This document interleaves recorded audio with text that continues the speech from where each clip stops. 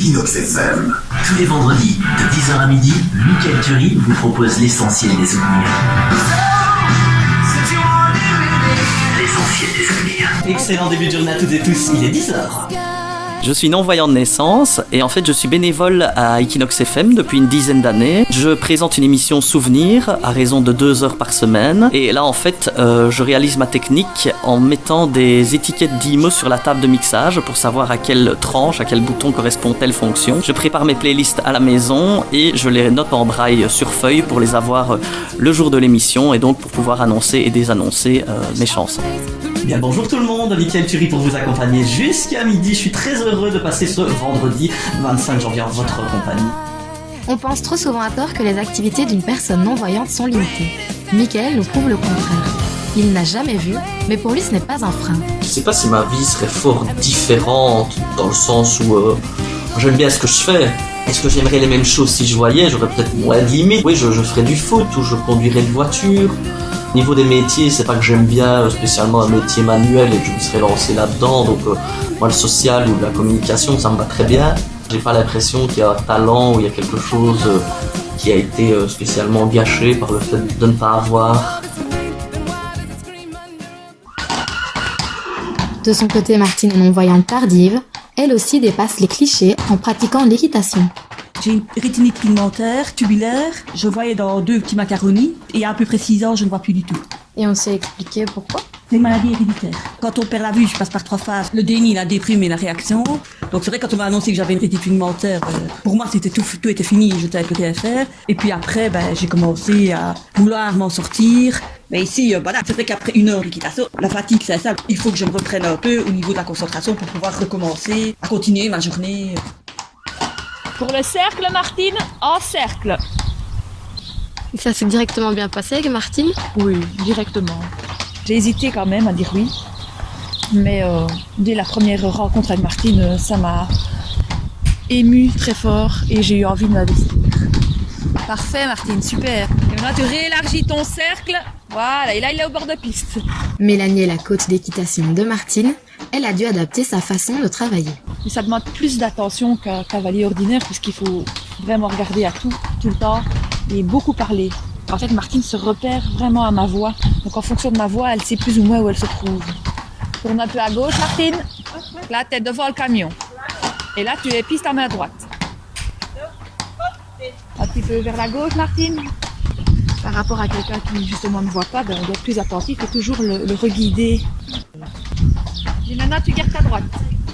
Je mets tout à disposition à Martine, mais c'est elle qui va chercher les brosses, c'est elle qui met la selle, c'est elle qui brosse le cheval, qui enlève la couverture, qui va la mettre de côté, et c'est elle qui remettra aussi son matériel. Mais au départ, tout est plus ou moins à la même place à chaque fois. Ici, je suis vraiment autonome. Il y a vraiment une complicité entre Mélanie et moi.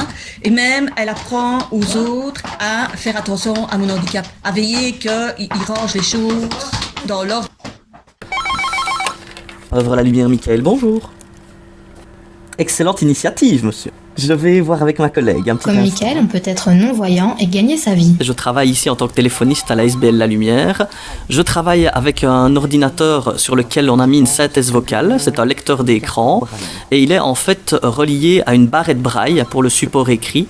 Donc j'ai toutes les informations qui sont sur l'ordinateur sont directement, simultanément mises en braille sur la barrette. Et donc c'est tout ce qui est texte, pas les images. Donc tout ce qui a textuel sur l'ordinateur se transmet sur la barrette braille et donc je peux grâce à ça envoyer des mails, en recevoir, aller sur internet, etc. Monsieur, ma collègue vous rappellera cet après-midi parce qu'elle a quelqu'un dans son bureau pour le moment. Est-ce que je peux avoir vos coordonnées?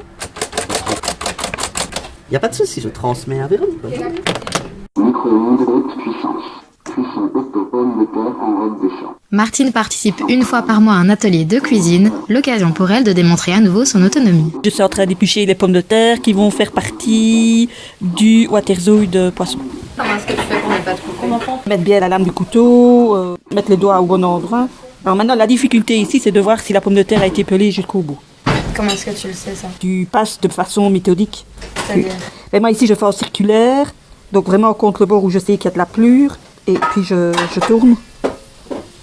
Tu sais décrire la différence de texture entre la pomme de terre et la peau? Mais ici, c'est collant. La pomme de chair de la pomme de terre est plus collante vu que c'est de l'amidon, et la peau de la pomme de terre est plus lisse. La bénévole, elle est voyante. Oui, et elle n'est pas là pour agir à notre place.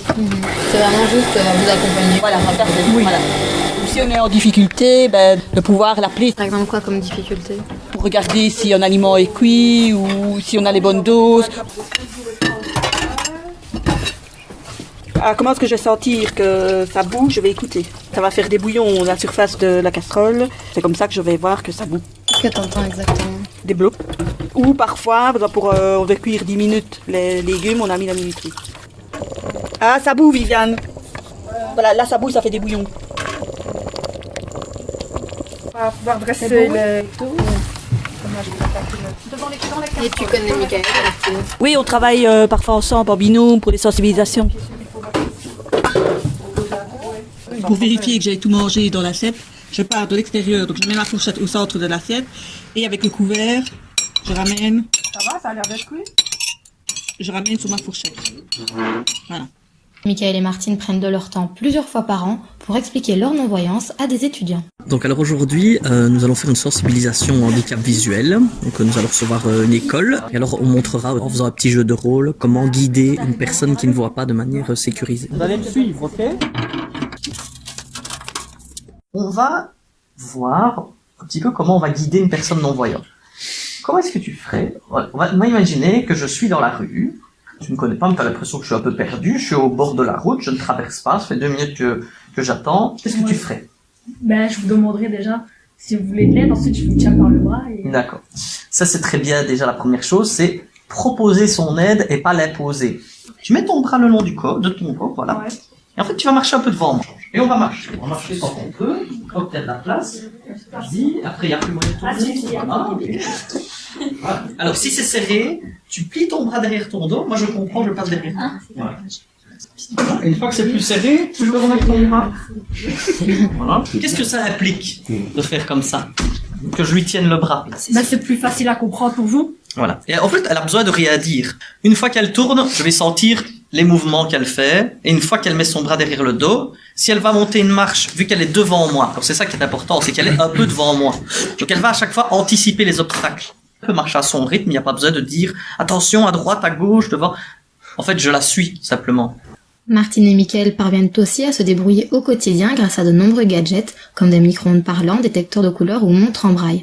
Par contre, pour regarder la télévision, ils se retrouvent face à une grosse complication. Le problème ici en Belgique, c'est quand ils nous proposent un film en audio-description, il faut un voyant pour aller dans le menu pour entrer sur l'audio-description. Mais moi, ici, j'ai acheté une application sur mon téléphone où je peux avoir des films en audio-description. VoxyWeb, Replay Télé, 1 avec audio description, Inspecteur Barnaby, meurtre par enchantement 18/02/19, AD. Un couple marche dans une allée bordant un lac. Il passe un portique en briques et se dirige vers une église. Ça permet de complètement visualiser la scène. Oui, pendant qu'il n'y a pas de dialogue dans le film, par rapport en France, ici on n'a aucun cinéma où on pourrait demander un casque et pouvoir mettre de façon facultative audio description. Une jeune femme blonde qui joue du piano. Alors, qu'est-ce qu'il y a encore? Bon, on a parlé du détecteur de billets, mais il n'est pas sonore forcément. Parce que si tout le monde entend le montant du billet, ça va pas se faire. Donc je glisse la rainure et... On entend une vibration. Oui. Alors, une vibration égale 5 €, 2 vibrations égale 10, 3 égale un billet de 20 et ainsi de suite. Qu'est-ce que c'est ça? Ça, c'est un détecteur de niveau. Pour quand tu te verses un verre d'eau ou un liquide chaud. Il est constitué de 2 lamelles métalliques qu'on met au bord du verre. Je prends ma bouteille d'eau. Quand j'arrive au niveau des lamelles, il va faire un bip bip. Ça, c'est surtout pour les liquides chauds. Mais autrement, quand tu te sers un verre, tu mets ton doigt. Et vous avez des jeux adaptés ou ça pas spécialement? Oui, puissance 4, il est adapté. Donc là, ici, c'est un puissance 4 tout à fait normal. Sauf que, bon, je sais bien qu'à la base, il y a des pièces rouges et jaunes, comme j'ai vu. Les pièces jaunes sont trouées et les pièces rouges sont toujours pleines. Et au toucher, le but reste le même, aligner 4 horizontales, verticales et en oblique. Et le but, c'est d'aller toucher délicatement pour ne pas faire tomber tout le jeu avec cette main. C'est ça, parce que quand vous jouez avec quelqu'un, vous ne savez pas les Voilà. Bon, voilà, moi, c'est ça que j'utilise au niveau matériel adapté. Moi, je suis vraiment de façon autonome à la maison. Alors voilà, Martine et Michael, nous arrivons à la fin de notre reportage. Donc pour le conclure, j'aimerais que chacun vous posiez une question. Moi, si on donnait la possibilité de revoir, est-ce que tu aurais envie?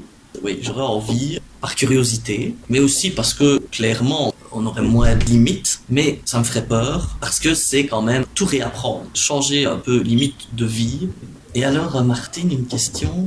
Quelle serait pour toi, justement, ta vie si tu voyais? Elle serait différente au niveau professionnel. Si j'étais plus jeune, je recommencerais des études d'institutrice maternelle. Mais pour le reste, le fait que je ne vois pas, ça m'a permis de faire pas mal de choses que je pense que si je verrais, je ne le ferais pas. Donc moi, ça m'a permis en 2004 de faire Fléma Athènes en relais pour arriver aux Jeux paralympiques. Monter à cheval, je pense pas que je le ferais si je verrais. Des rencontres comme on a fait avec Gilbert Montagnier, on n'aurait pas eu l'opportunité. C'est pas parce qu'on a un handicap qu'on ne fait rien. Dans ce que je fais, je prouvais que, ben non, on a un handicap, ben ok, on fait comme tous les autres, mais avec des mises en place qui permettent d'être comme eux. Si toi, tu avais été dans la même situation que Martine, tu avais vu et puis après perdu la vue, comment est-ce que tu imagines ta vie? Pas dire que ça aurait été une perte de temps, mais j'aurais dû m'adapter bien plus tard, donc j'aurais peut-être plus la dextérité pour apprendre le braille. Là, j'ai pu me construire sur ces bases-là étant enfant. Mais je pense que oui, il y aurait eu des coups durs, je sais pas dans quelle situation j'aurais été à ce moment-là, qu'est-ce que j'aurais aimé dans la vie, qu'est-ce que j'aurais dû abandonner. Voilà, je pense que d'un côté, si j'ignore certaines choses, ne les ayant jamais vues, je préfère quand même me dire que j'ai pu me développer directement sans ça.